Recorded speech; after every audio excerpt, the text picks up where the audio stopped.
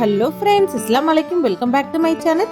இன்னைக்கு நம்மளோட சேனல்ல ஈத் ஸ்பெஷல் கிண்ணத்தப்ப ரெசிபி தான் பார்க்க போறோம். ஒரு கப் அரிசிக்கு எத்தனை கப் தேங்காய் பால் ஊற்றினா கரெக்டாக இருக்கும்னு சொல்லிட்டு இந்த வீடியோவில் பார்க்கலாம். இதே மாதிரி செஞ்சு பாருங்க, பெர்ஃபெக்டாக வரும். இப்போ வாங்க வீடியோக்குள்ளே போகலாம்.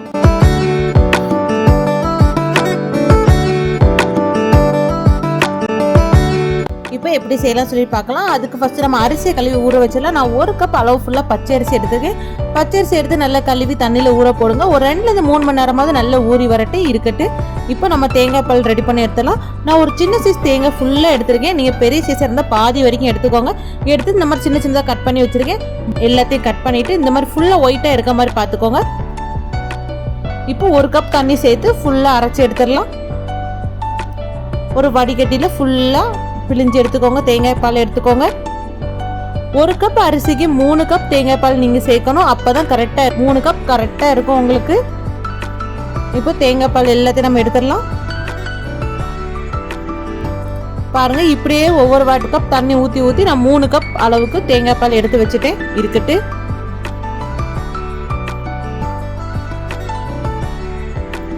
இப்போ மிக்சியில் அரிசி எல்லாம் சேர்த்து நம்ம அரைச்சி எடுத்துடலாம். இப்போ ஊற வச்ச அரிசியிலேருந்து தண்ணி எல்லாத்தையும் வடிகட்டி அரிசியை மட்டும் இப்போ மிக்சியில் சேர்த்துடலாம். சேர்த்துட்டு அது கூடவே 1 கிளாஸ் அளவுக்கு தேங்காய் பால் சேர்த்துக்கோங்க. இதில் 1ஆம் பால் 2ஆம் பால் அப்படிலாம் நம்ம தனியாக பிரித்து எடுக்க வேண்டாம். ஒரே இதில் 3 கப் தேங்காய் பால் மட்டும் போதும் நமக்கு.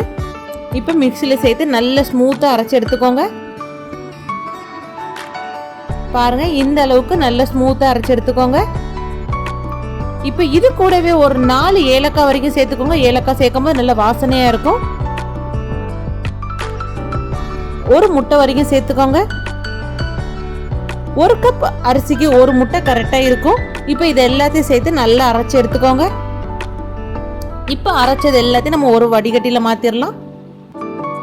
ஏன்னா சில அரிசி அரையாம இருக்கும், அதனால மொத்தமா நம்ம வடிகட்டியில சேர்த்து அரைச்சி எடுத்துடலாம். இப்போ பாருங்க, ஏலக்காயில் தோல் எல்லாம் இருக்கு. எல்லாத்தையும் நம்ம ஒன்றா வடிகட்டி எடுத்தாச்சு. பாருங்க, நம்மளுடைய மாவு ரெடி ஆயிட்டு.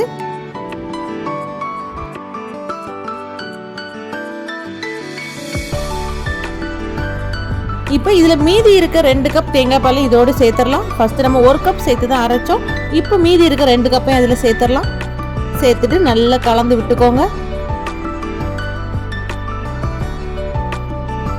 இப்போ இதிலே நம்ம சீனி சேர்க்கலாம். எந்த கப்பில் அரிசி அளந்து எடுத்தீங்களோ அதே கப்பில் 1 கப் அளவு வரைக்கும் சுகர் சேர்த்துக்கோங்க. 1 கப் கரெக்டாக இருக்கும். எக்ஸ்ட்ரா சேர்க்கவே வேண்டாம். 1 கப்பே கரெக்டாக இருக்கும். சேர்த்துட்டு நல்லா கலந்து விட்டுக்கோங்க.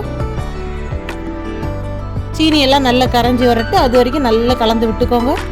இதில் ஒரு 1/4 டீஸ்பூனுக்கு குறைவா உப்பு சேர்த்துக்கோங்க.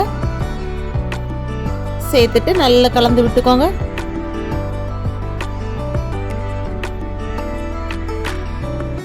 இப்போ எல்லாத்தையும் சேர்த்து நல்லா கலந்து விட்டாச்சு. இனி நம்ம இதை வடிகட்டியில் அரைச்சி எடுத்துடலாம். இந்த கிண்ணத்தப்பத்துக்கு நீங்கள் 2-3 தடவையாவது இந்த மாதிரி வடிகட்டியில் சேர்த்து அரைச்சி எடுக்கணும்.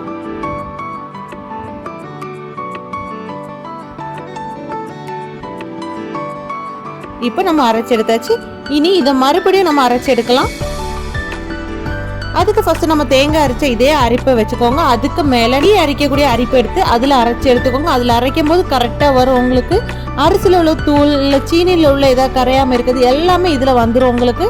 அதனால லாஸ்ட் நீங்கள் இந்த டீ அரைக்கக்கூடிய அரிப்பில் அரைச்சிக்கோங்க. பாருங்க, டீ அரைக்கக்கூடிய அரிப்பில் அரைச்சதும் நமக்கு இவ்வளோ வேஸ்ட் இருக்கு பாருங்க.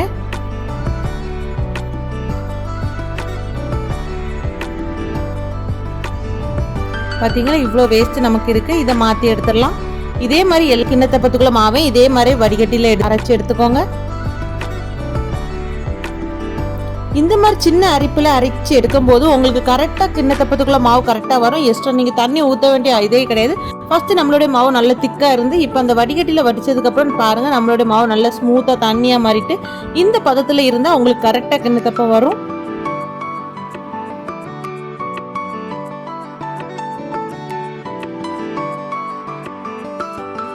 இருக்கட்டு.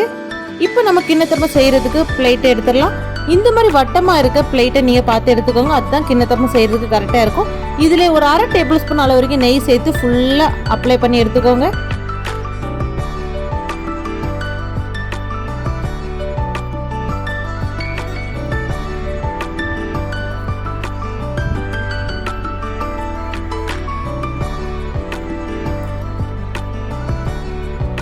இப்போ நம்ம எதில் செய்கிறோமோ அதில் நம்மளுடைய பிளேட்டை வச்சிடலாம்.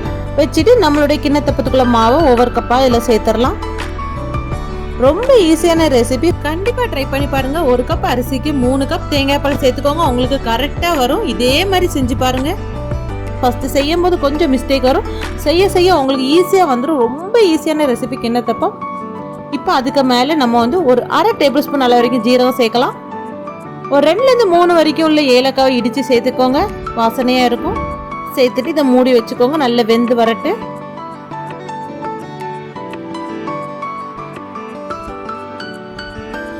இப்போ ஓப்பன் பண்ணி பார்த்தீங்கன்னா நம்மளுடைய கிண்ணத்தப்பம் சூப்பராக ரெடி ஆயிடுச்சு. வெந்த உடனே நீங்கள் இந்த கிண்ணத்தப்பத்தை எடுக்கக்கூடாது. ஒரு 1/2 மணி நேரமாவது இது ஆறணும். ஆறுனதுக்கு அப்புறம் தான் இந்த கிண்ணத்தப்பத்தை நீங்கள் கட் பண்ணி எடுக்கணும். இப்போ பாருங்கள், ஒரு குச்சி வச்சு காட்டுறேன் பாருங்கள், எல்லாமே வெந்துருச்சு. ஒரு மாவு கூட ஒட்டலை பாருங்கள். நான் சொன்ன மாதிரி நீங்கள் 1/2 மணி நேரம் கழிச்சு தான் கட் பண்ணி எடுக்கணும். ஏன்னா ஃப்ரெண்டில் எல்லாம் வந்து தண்ணி இதாகி நிற்கும். அப்போ உங்களுக்கு லைட்டாக கிளு அந்த மாதிரி இருந்த மாதிரி இருக்கும். ஆறுனதுக்கப்புறம் எல்லாமே செட் ஆகி வரும். அதனால் ஆறுனதுக்கப்புறம் தான் கிண்ணத்தப்பத்தை கட் பண்ணணும். இப்போ ஆறிட்டு நம்ம அதுக்கப்புறம் கட் பண்ணி எடுக்கலாம். என்னுடைய வீடியோ உங்களுக்கு பிடிச்சிருந்தா லைக் பண்ணுங்க, ஷேர் பண்ணுங்க, சப்ஸ்கிரைப் பண்ணுங்க. அப்படி கூட இருக்க பெல் ஐக்கானே கிளிக் பண்ணிக்கோங்க. அப்பதான் நான் போடுற வீடியோல உங்களுக்கு நோட்டிபிகேஷனா வரும். இப்போ கிண்ணத்தப்பம் எல்லாம் ஆறிடுச்சு. நம்ம இப்போ கட் பண்ணி எடுத்துடலாம். பாருங்க, கத்தி வச்சு நம்ம கட் பண்ணும்போது இந்த மாதிரி ஸ்மூத்தா இருக்கணும். பாருங்க, இந்த அளவுக்கு துண்டா இருக்கணும். அப்பதான் கிண்ணத்தப்பம் கரெக்டான பதத்துல இருக்குன்னு அர்த்தம். கண்டிப்பா இந்த ரெசிபியை உங்க வீட்டில் நீங்க ட்ரை பண்ணி பாருங்க.